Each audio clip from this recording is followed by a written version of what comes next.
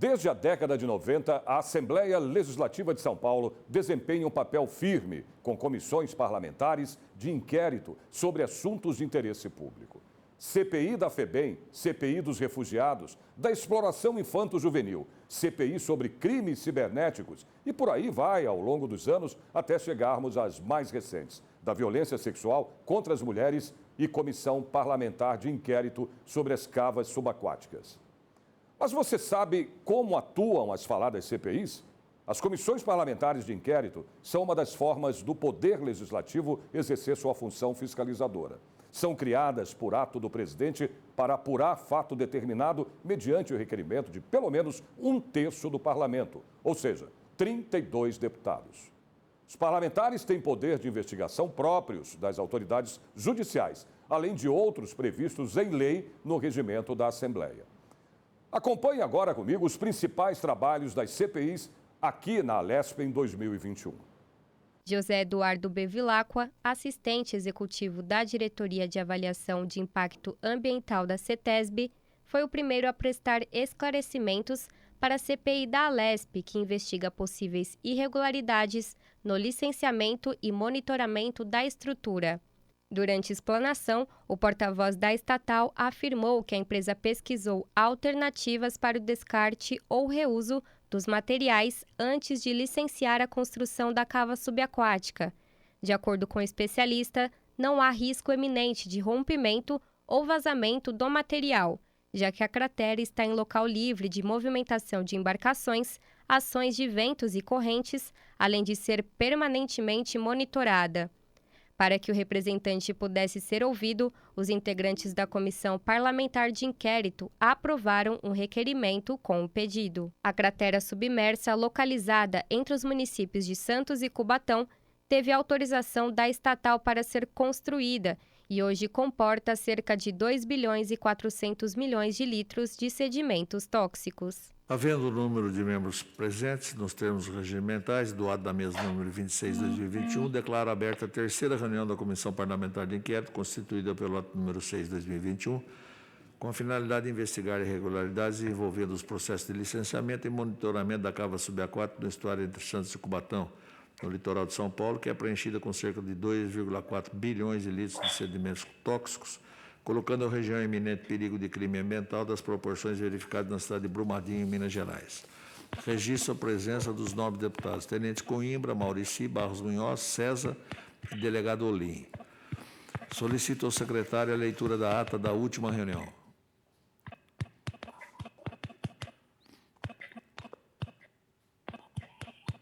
Pela ordem, senhor presidente. Deputado Olim tem a palavra pela ordem. Esse como essa ata lida. Em votação, estando todos de acordo, damos por lida, então, a ata. Aprovada a ata da segunda reunião da CPI. Essa reunião foi convocada para proceder à oitiva dos senhores representantes da CETESB para prestarem esclarecimentos à Comissão Parlamentar de Inquérito, especificamente o senhor Dr. José Eduardo Bevilacqua, assistente executivo da Diretoria de Avaliação de Impacto Ambiental.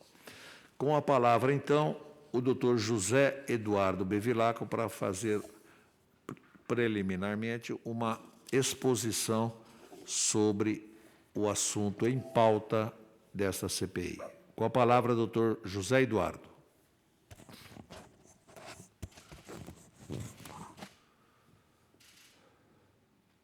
Essa descrição não existe mais. Ela passou a ter nome no lançamento. Você sabe qual é? Então, ela está falando.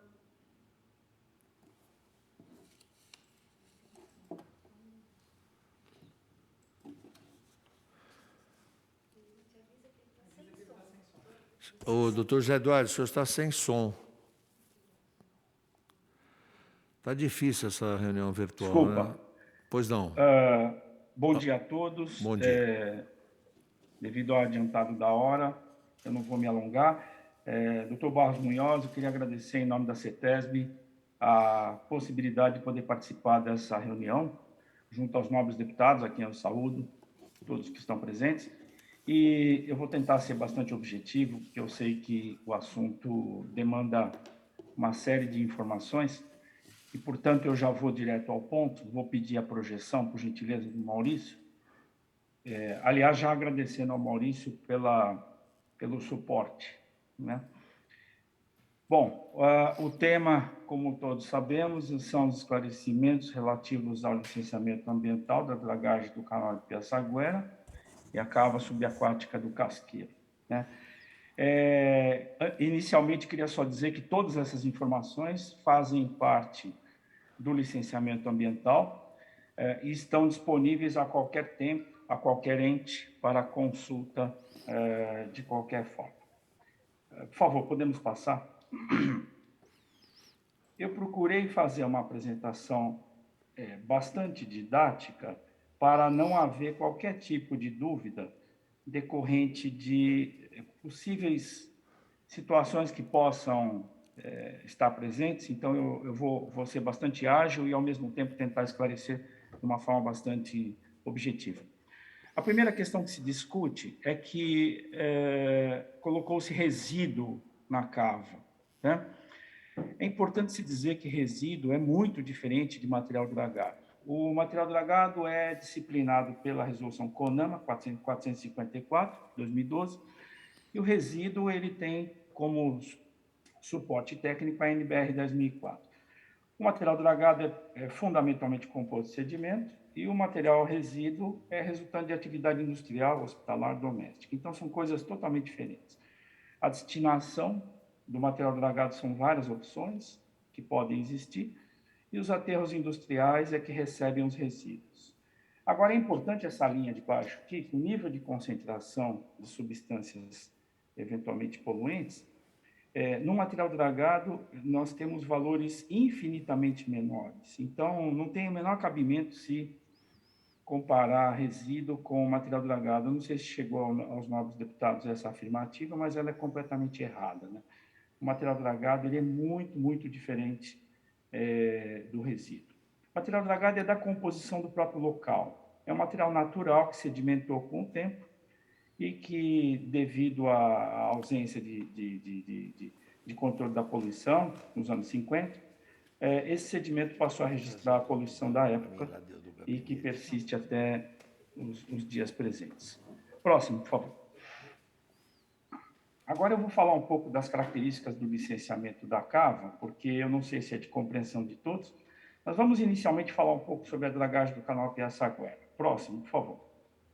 A dragagem do canal Piaçaguera foi sempre um grande desafio, haja vista que lá se instalou o maior polo industrial da América Latina e um dos maiores do mundo. Doutor Zé Eduardo, por pois favor. Não.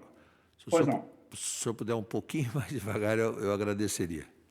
Desculpa, ok. Muito obrigado. Então, nós temos que ter em mente que aquela região ela foi alvo de um efeito importante de poluição nos anos 50, antes da legislação ambiental. Então, grande parte desses poluentes ficaram inscritos no sedimento da região.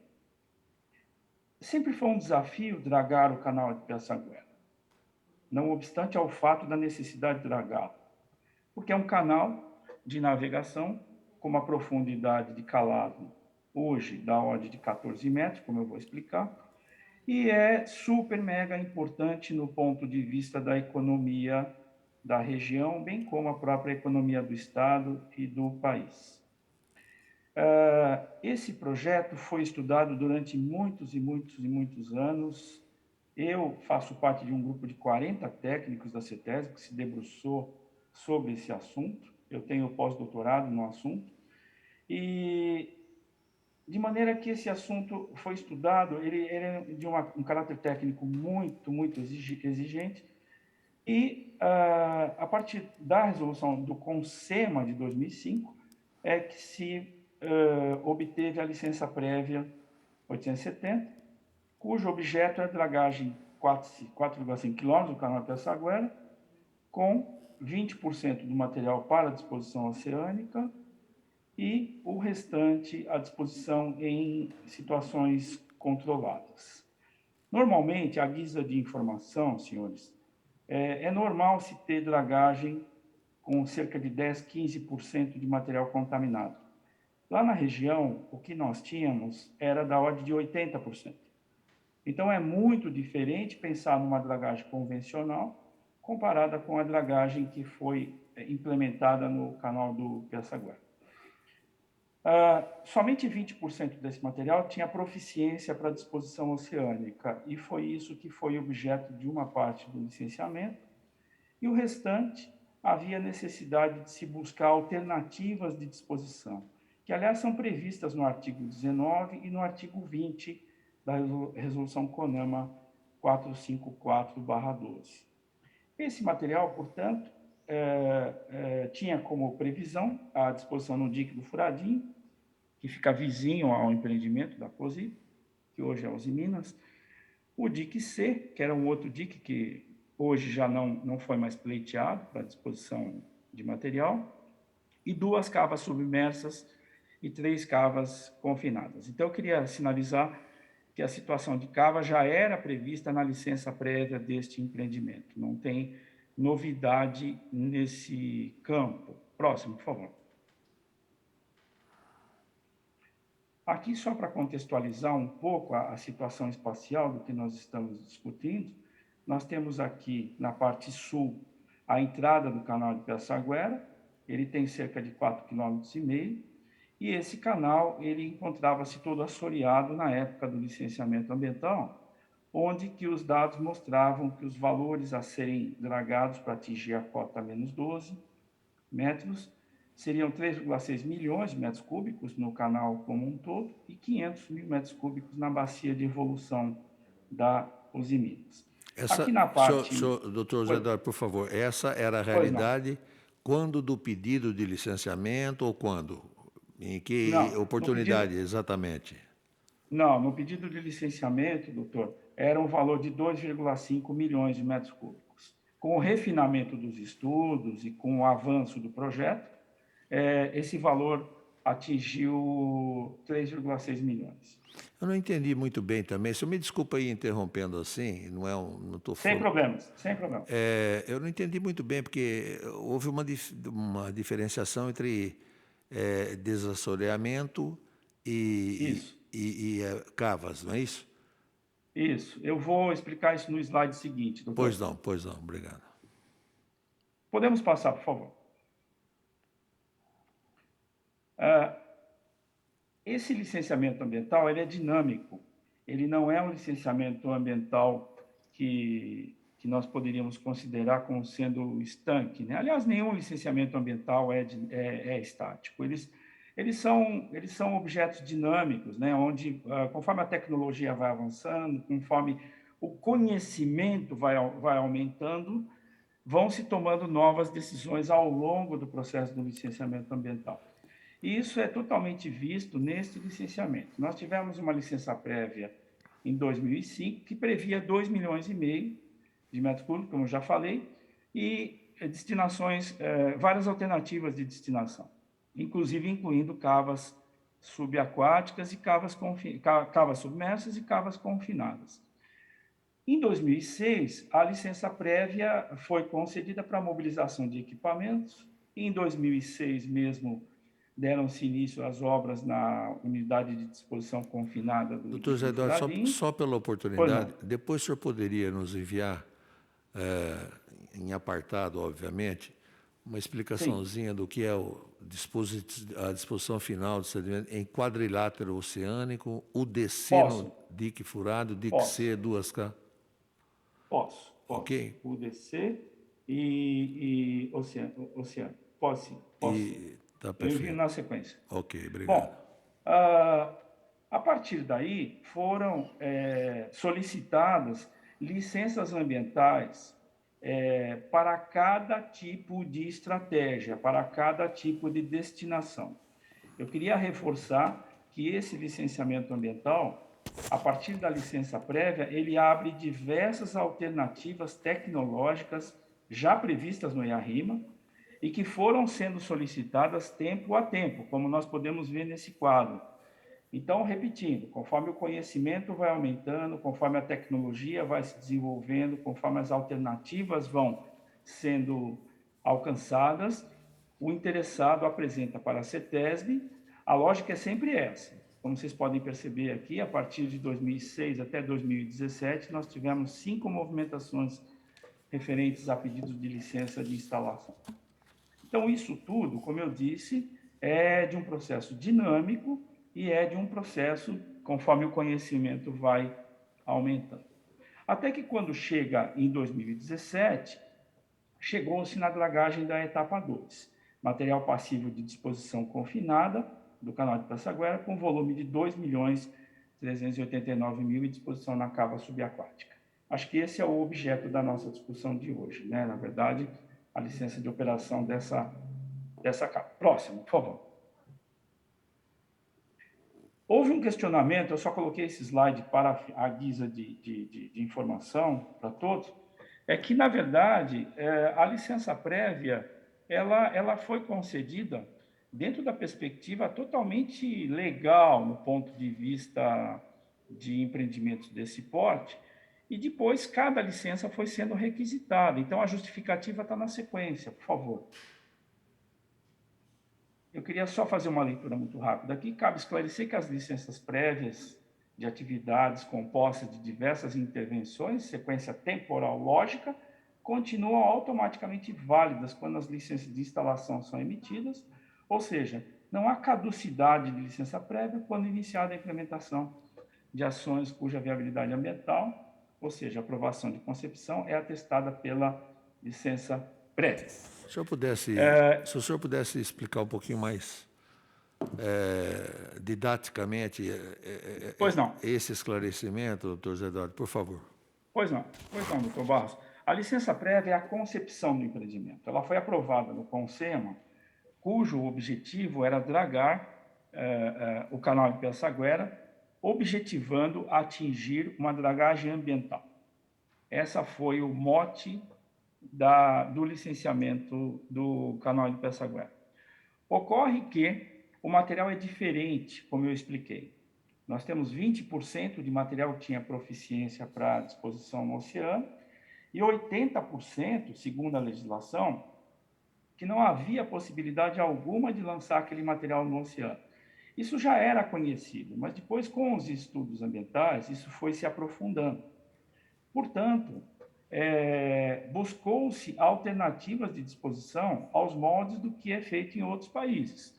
Então, cada licença de instalação objetivou uma parte do material e a destinação de parte desse material. Por quê? Porque aquela região sofreu tanto com a poluição que os trechos do canal são absolutamente heterogêneos, não há uma sedimentação regular. Isso foi objeto de mais de 300 amostragens no canal de Passaguera. Isso é típico de locais que sofreram impactos ambientais importantes ao longo dos anos, né? Não é só o caso do Brasil, doutor Barros, isso é coisa que acontece em diversos outros lugares do mundo, e a CETESB tem conhecimento disso, a CETESB usou desse conhecimento para dar continuidade à avaliação desse licenciamento ambiental.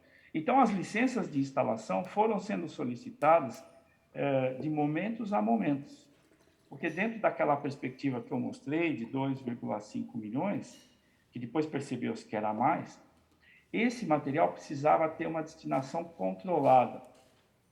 Por isso que cada licença foi sendo solicitada a cada tempo.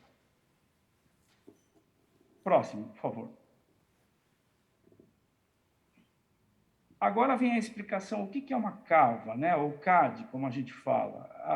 É um vício de linguagem, até peço desculpas, mas a gente sempre se menciona a cava como CAD, que vem do inglês, né? Confined Aquatic Disposal. Então, o que é uma CAD? Ela é uma estrutura projetada e construída para receber material dragado. Não pode ter como destino locais em que possa se expor a biota a riscos ecológicos devido aos efeitos de contaminantes ou efeitos ecotoxicológicos. Por isso que esse material necessita ser confinado. Quando se termina a disposição, aqui do lado tem um quadrinho, eu vou pedir para passar, por favor, o próximo slide. Isso, muito obrigado. Aqui nós temos um exemplo típico. No número 1, nós temos um local que é estudado, muito estudado. É feita a escavação por meio de navios ou de embarcações. Essa escavação é feita com sustentação para não haver qualquer tipo de problema decorrente. Neste caso da CAD foram 3 milhões de metros cúbicos de abertura. O material foi disposto cuidadosamente dentro da cava, com um difusor perto do fundo, como se fosse um funil desses que nós usamos em casa, né? Então, o funil, ele foi dispondo cuidadosamente esse material, trecho a trecho, no fundo da cava. A profundidade Quando dela se qual é, atingiu doutor Zé Eduardo? A profundidade 22 metros, doutor Barros. de profundidade? Isso.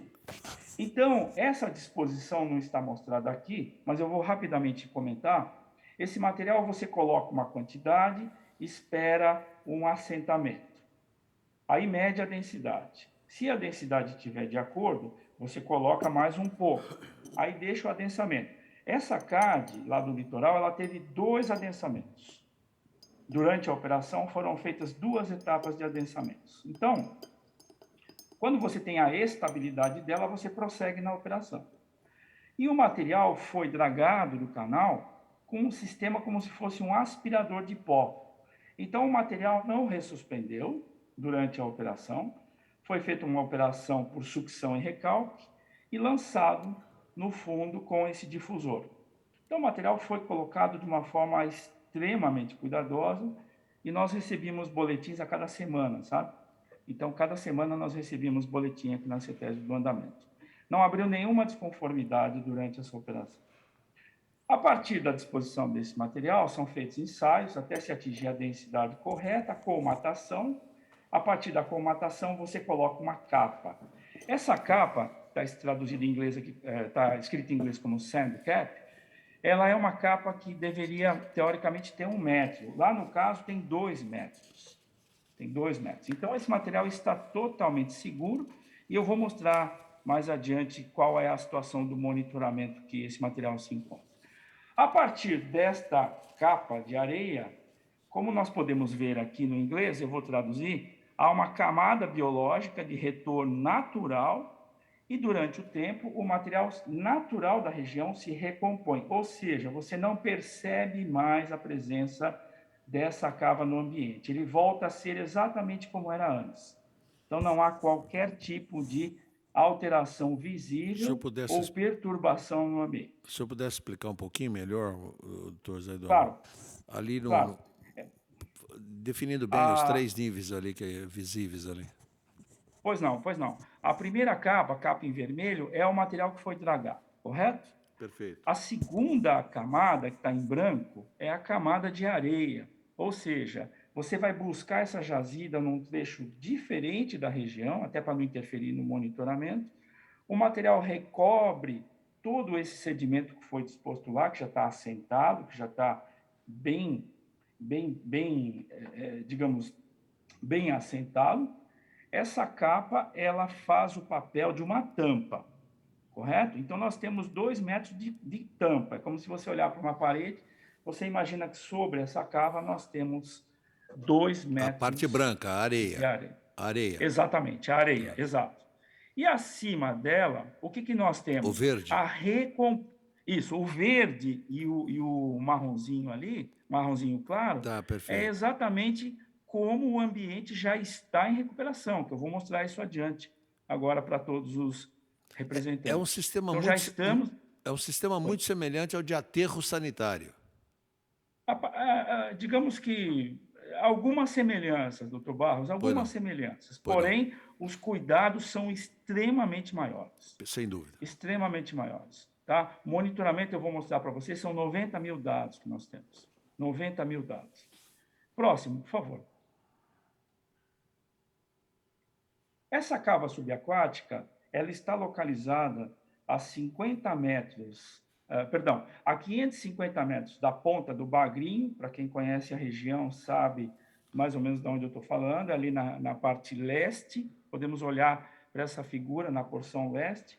Nós temos, portanto, a posição da ponta do Bagrinho. É bem distante desse acidente geográfico. A cava ela está a cerca de 50 metros da ilha Piaçaguera, ou seja, ela está com uma zona de segurança também muito significativa, comparando-se com qualquer ideia que poderia se ter de questões de segurança.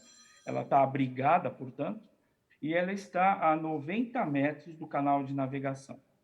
Neste trecho é onde as barcaças acessavam para fazer os monitoramentos e é onde também se passava os pipeliners, ou seja, os tubos, para dispor com o funil no fundo da cava do material dragado. Então, não há qualquer possibilidade de navio ou de outra embarcação atingir esta cava. Isso não existe, tá certo? Não existe essa possibilidade. Próximo, por favor. Só pela oportunidade, Claro. aqui é Santos, lá no fundo é Cubatão já, município. Exato, doutor Barros. Exatamente. E a ilha fica a 50 metros de onde passa a a cava. oeste. Isso, a ilha está aqui a oeste. A oeste. A oeste. Isso, ela chama-se E ali a leste é a ponta do Bagrinho, como é chamada. Perfeitamente.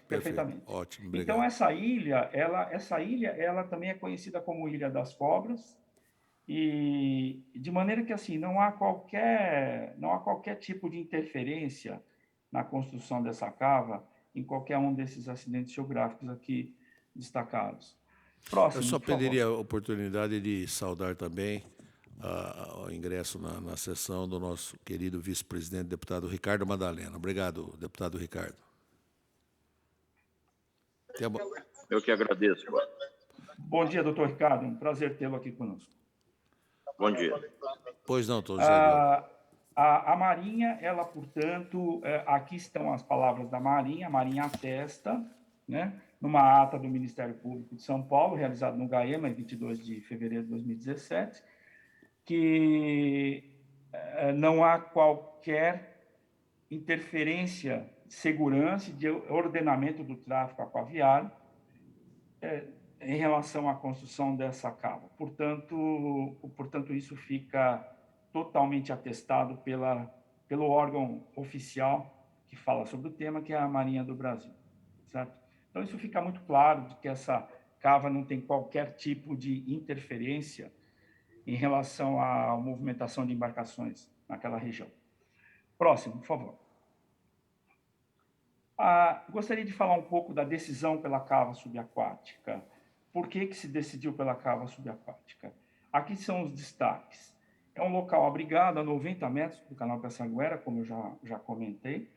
Ela tem uma estabilidade geotécnica ímpar, ou seja, não há qualquer evidência de problemas geotécnicos, de instabilidades geotécnicas decorrentes de qualquer efeito que poderia ocorrer. Ela é livre de ações de ventos, livre de ações de correntes. Aquela região tem muito, né, essas forçantes oceanográficas, e ela não tem qualquer efeito decorrente disso. Livre de movimentação de embarcações, como eu já comentei, e após o seu fechamento, o ambiente natural será recomposto, como eu já mostrei também naquela figura anterior. A partir dali, as aves podem retornar ao seu habitat natural e destacando que o local será permanentemente monitorado pela CETESB. Então, não há qualquer situação que venha a discordar disso. A CETESB vai monitorar isso sempre, né? Bom, aqui, esse capítulo é muito importante, eu vou tentar ser bastante objetivo aqui, mas vejam que as alternativas de disposição de sedimentos foram todas estudadas a fundo. Percebam no primeiro círculo de cima, superior, que a disposição de sedimentos não contaminados em área oceânica recebe nota 1, devido a todas as alternativas que foram estudadas. O capítulo 5 do EIA-RIMA, ele destaca cada opção dessa. Foram estudadas 16 opções. O dique do canal C fica dentro do setor da Usiminas, né? Da antiga Cosipa, hoje Usiminas. Essa ideia foi abandonada pela empresa. A empresa não fez opção por essa disposição. O dique do Furadinho, sim, foram feitas disposições lá, não aconteceram problemas. foram 500 mil metros cúbicos para aquele local. Percebam que a cava do Casqueiro, destacada aqui em verde, ela está com uma nota 0,78, ou seja, foi uma opção bastante importante no ponto de vista da análise, porque ela representou todos os requisitos necessários para se constituir uma opção de disposição. Vejam na primeira tabela que o valor que ela atingiu foi 195, ou seja, ela está no primeiro décimo da opção viável de disposição desses materiais. E a partir dali, no número 5, 6 e 7, nós temos as outras opções de cavas, que também foram estudadas, mas que não foram solicitadas dentro do campo do licenciamento ambiental. Então, a cava confinada do Largo do Casqueiro foi a que teve licença de instalação, analisada pela CETESB, no ano de 2016, 2017. 195, doutor, 195, 203, 244, 255, querem dizer exatamente o quê? Eu precisaria pegar aqui o capítulo do EA-RIMA. Não, mas... Eu posso... Bom, são critérios, doutor, são critérios. Você analisa o aspecto social... Não, mas eu digo assim, numericamente, o que quer dizer? Quanto menor, perdão, melhor. Desculpa. Quanto menor for o número, melhor é a opção. Pô, não. Tá? Quanto menor for o número, melhor é a opção. Então, percebam que o último, no caso 16, ele está com 1.338, ou seja, ele é muito, muito, muito inviável de ser adotado na região. E isso leva em conta o quê? O tipo de material? Leva em conta o quê? Não, leva em conta, eu vou ler aqui. Não todos os critérios, mas fundamentalmente. Não. Rapidamente. A duração, a reversibilidade, a magnitude, a relevância, o transporte, a disposição, as dificuldades, o custo, a dificuldade de escavação e assim por diante.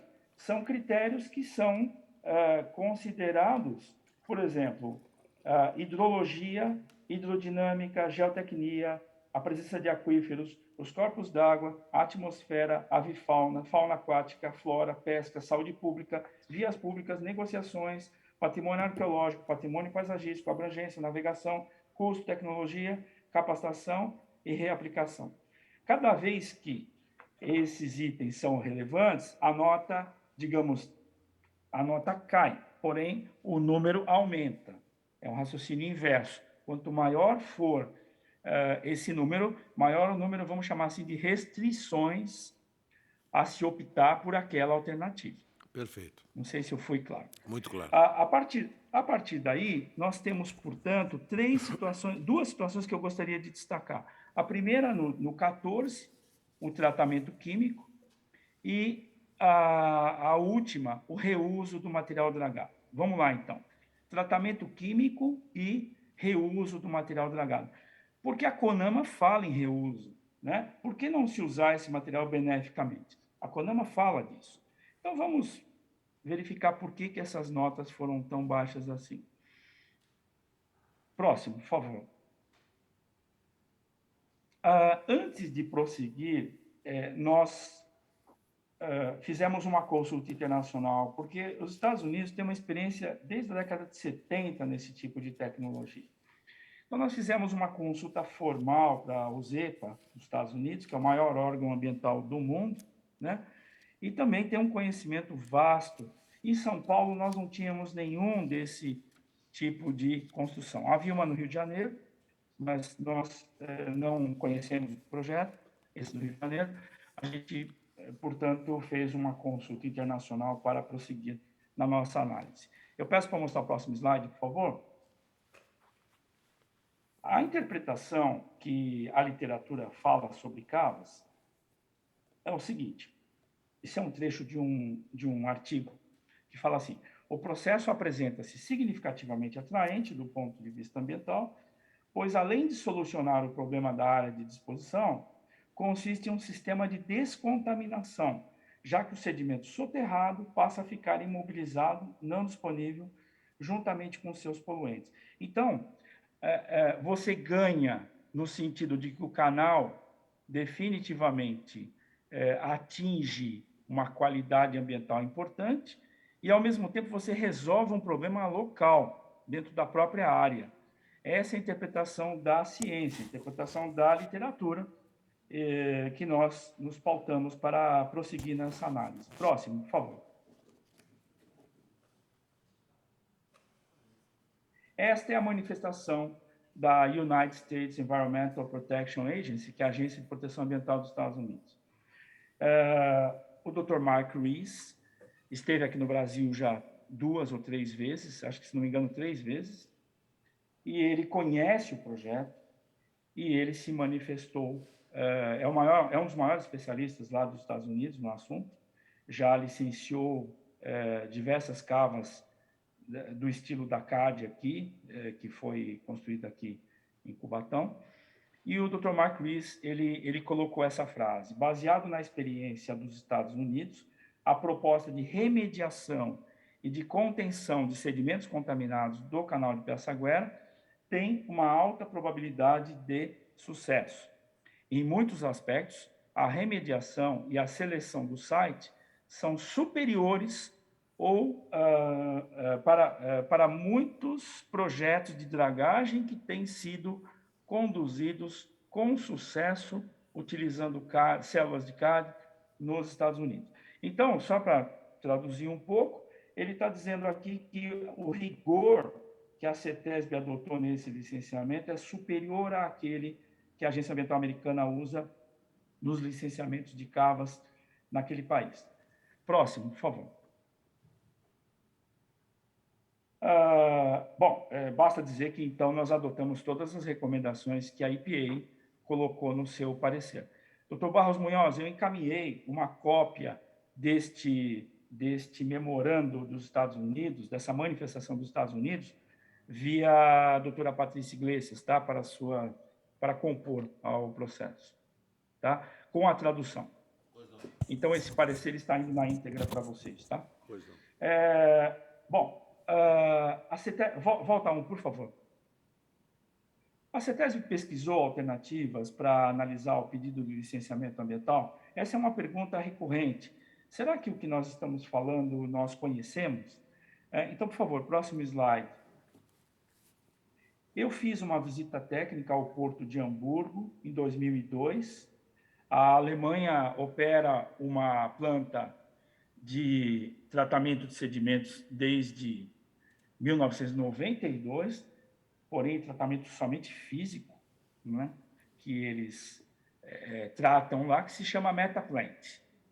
Essa planta, fui eu e minha colega Marta Lamparelli, que também é uma especialista da área biológica, então fui eu com a parte química e de tecnologia e a Marta Lamparelli como especialista da área biológica.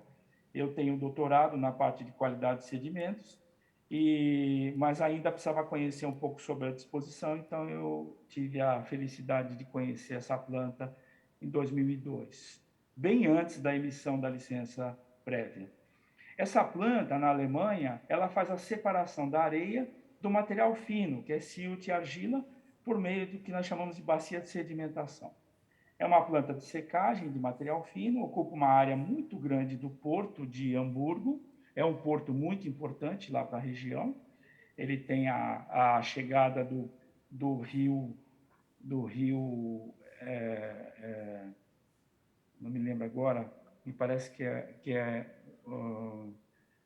a chegada do rio que chega da Alemanha Oriental, Rio Elba, e ele, portanto, é um local bastante impactado da época ainda da Alemanha Oriental.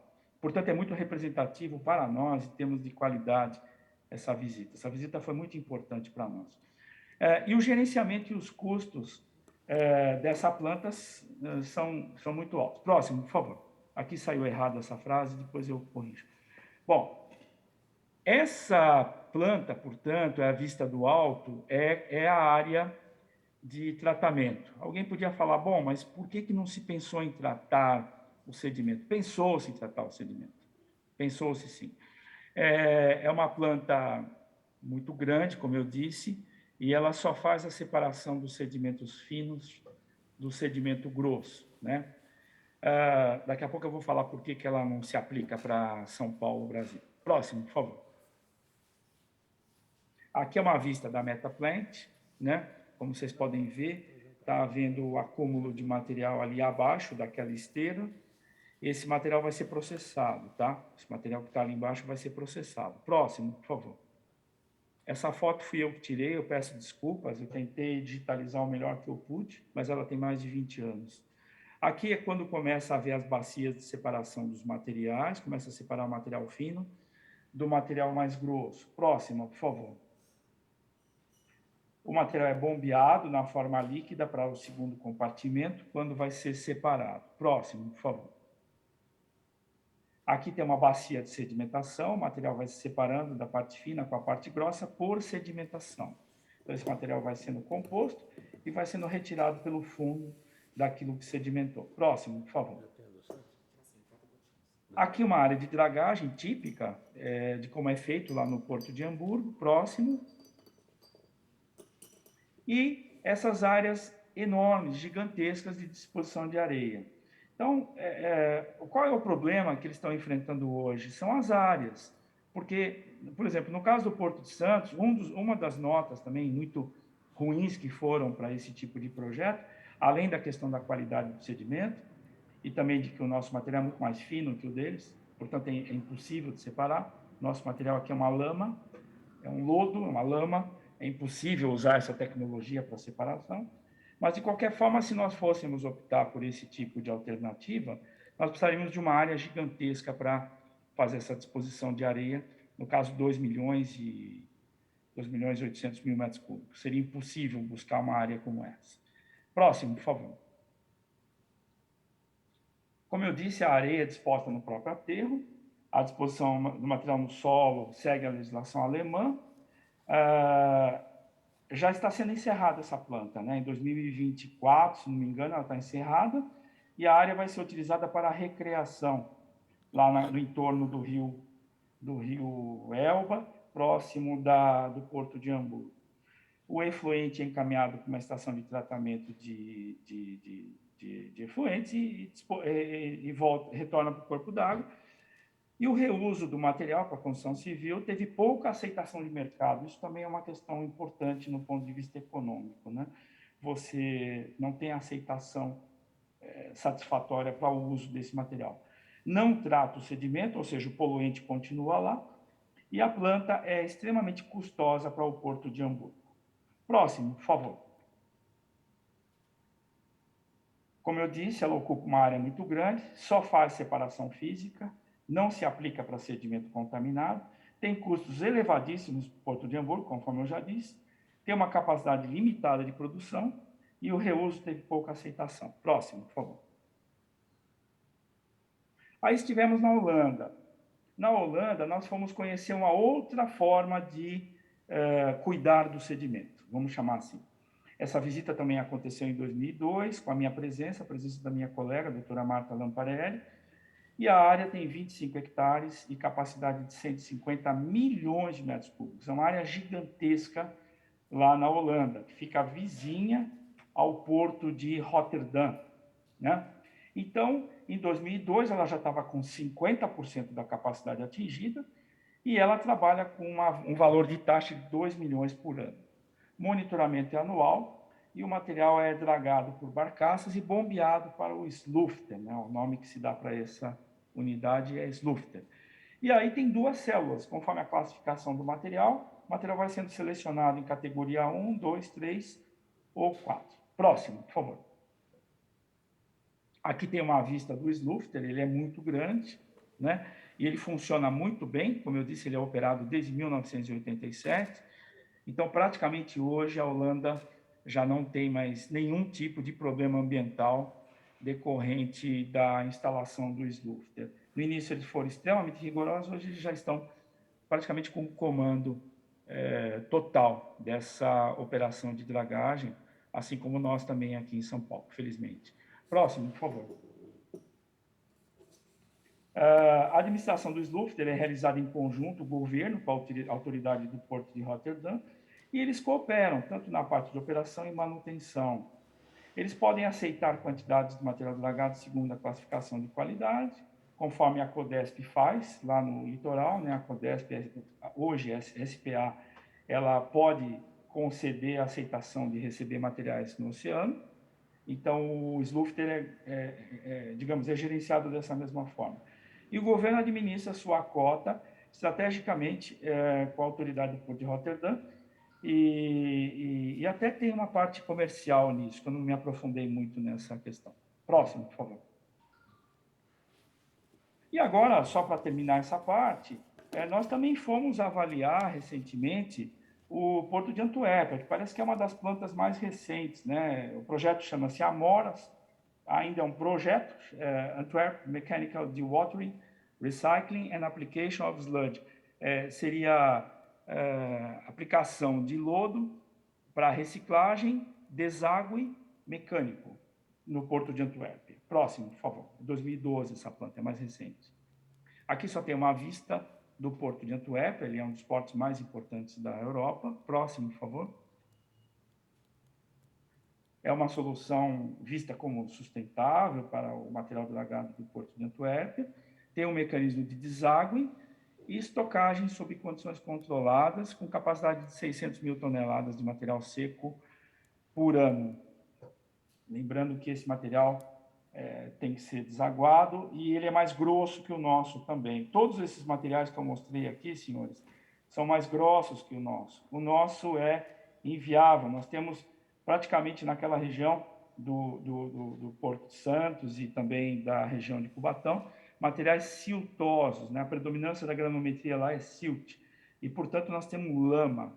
Esse é o grande problema. A grande composição daquilo, cerca de 80% ou mais, é de lama. Portanto, é inviável esse tipo de projeto para nós aqui. Próximo, por favor. Aqui, só para você ter uma ideia, essa é a dimensão da separação de areia. Vejam que é gigantesca também, né? A unidade que opera. Próximo, por favor. Olha o tamanho da bacia de sedimentação necessária para operar essa planta no Porto de Antuérpia. Realmente as dimensões são gigantescas, como eu já mostrei no slide anterior, absolutamente inviável no ponto de vista de instalar isso dentro de um porto, principalmente num local tão limitado de espaço como é a Baixada Santista, né? Então, isso também foi bastante importante na nossa análise quando nós olhamos para este tipo de alternativa. Próximo, por favor. São 4 bacias de 120 mil metros cúbicos cada uma delas. 3 bacias são para os materiais menos contaminados e uma bacia para sedimentos mais contaminados. Aqui, no caso, nós tínhamos 2.800.000 de material contaminado. Então, não há essa separação como tem lá no projeto deles, né? Então, isso aqui também é inviável do ponto de vista de aplicação aqui para São Paulo, Brasil. Próximo, por favor.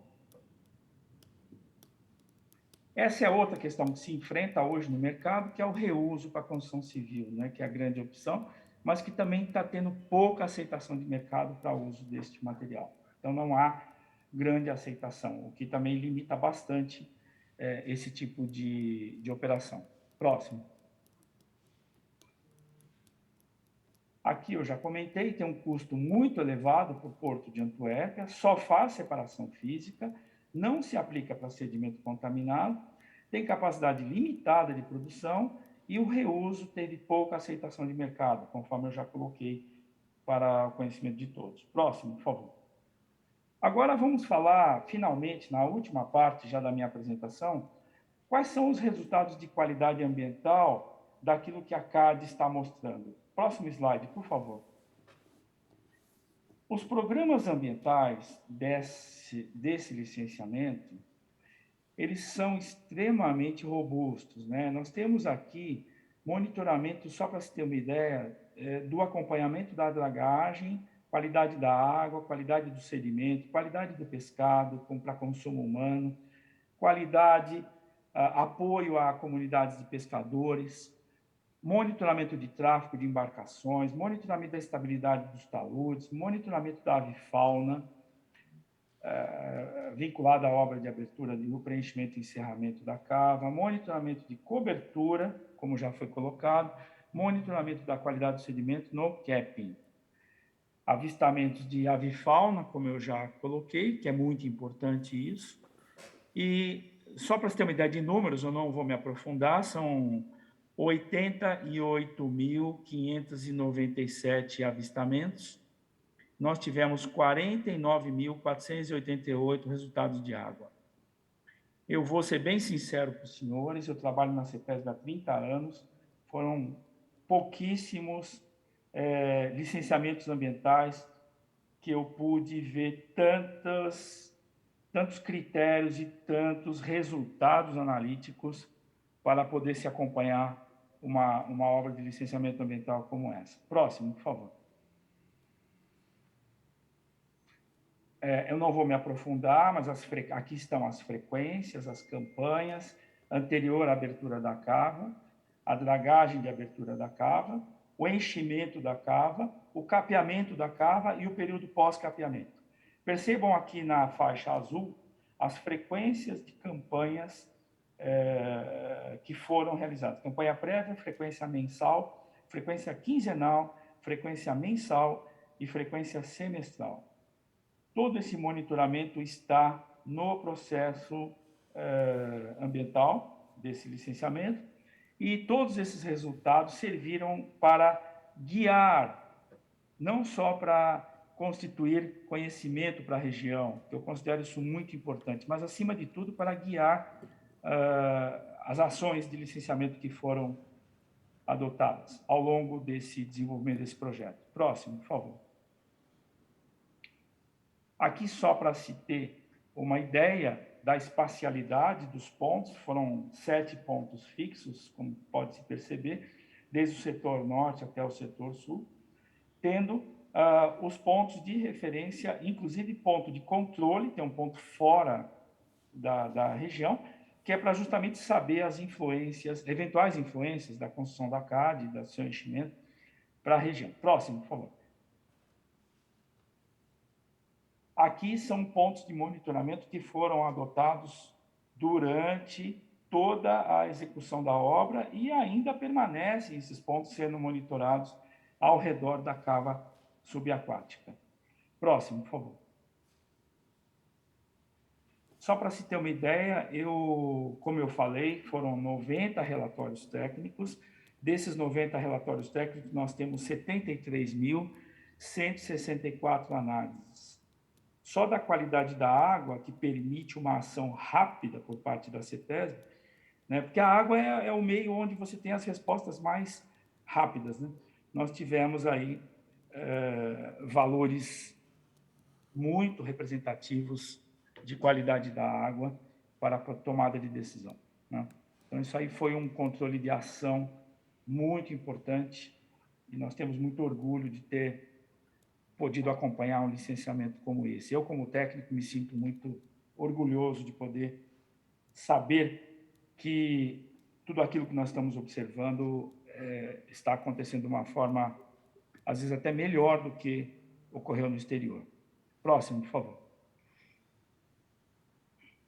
Quais foram os principais desenquadramentos observados? Particularmente, senhores, aqueles parâmetros que já se mostravam desconformes antes da abertura da cava. Ou seja, nós sempre tivemos problemas no canal de Cubatão, no canal de Pessaguera, perdão, com relação ao oxigênio dissolvido, matéria orgânica, que é oriunda das cargas difusas e dos esgotos da região.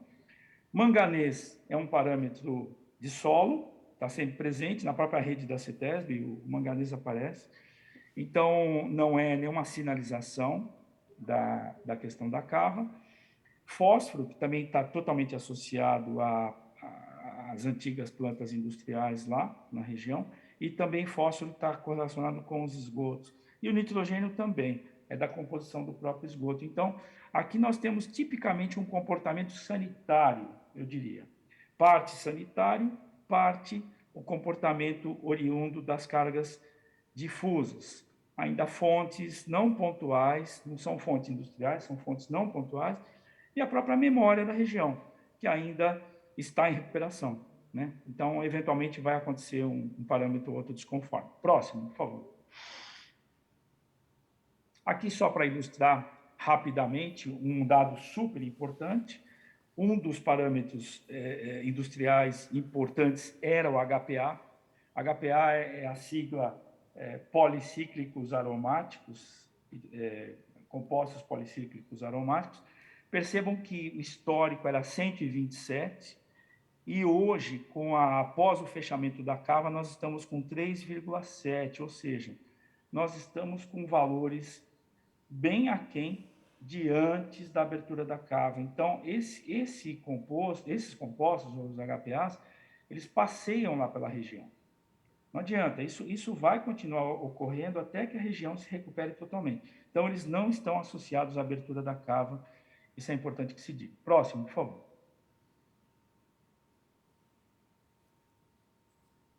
Próximo. Não mudou. Eu vou ler muito rapidamente aqui, já estou terminando, tá? A análise dos resultados ao longo da obra de abertura, enchimento e capeamento, elas permitem concluir. Aqui é uma conclusão, tá? Não é simplesmente uma observação, mas é uma conclusão. Os níveis de qualidade observados ao longo das intervenções foram compatíveis com o cenário registrado no período anterior à abertura da cava e após o término do capeamento, ou seja, não houve qualquer tipo de material saindo da cava e tampouco materiais que pudessem estar causando alterações ambientais importantes durante a sua construção, enchimento e fechamento. Os aumentos de turbidez é um parâmetro que mede a turbidez da água, né? Eles foram observados pontualmente e logo já desaparecem.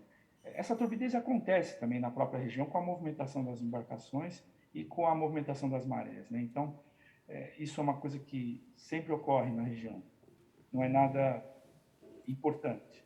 Esse impacto foi identificado e avaliado no IARIMA, como eu disse, e, portanto, um efeito temporário, localizado e de baixa magnitude. É assim que foi interpretado essa alteração. Próximo, por favor. A região, portanto, ela é localizada entre o ambiente terrestre e o ambiente marinho, tem aporte de rios, porque ali nós estamos no estuário, e a intrusão da cunha salina advinda do oceano. Portanto, há um aumento de sólidos em suspensão no período de chuva, existe uma drenagem continental com intrusão de água do mar, e as concentrações de nutrientes, de fósforo e nitrogênio são dos aportes de esgotos da própria região, né? Grande parte dessas concentrações são oriundas dessas fontes. Existe o aporte natural da drenagem dos rios e as contribuições difusas, como eu já disse, aquelas que não são pontuais, que são decorrentes ainda do saneamento e parte ainda da escrita, da assinatura da região, que foi muito marcante nos anos 50 e 60, né? Antes da legislação nos anos 80. Então, foram efeitos muito importantes que ficaram assinados na região. Ocorrências de alumínio, ferro e manganês é do solo e são compostos naturalmente encontrados. A própria CETESB atesta isso nos seus monitoramentos. Próximo, por favor. Agora eu vou mostrar em caráter inédito para os senhores. Esse tema ainda não foi ainda debatido, mas me deixa com muita satisfação. Por isso que eu estou ansioso para falar dele.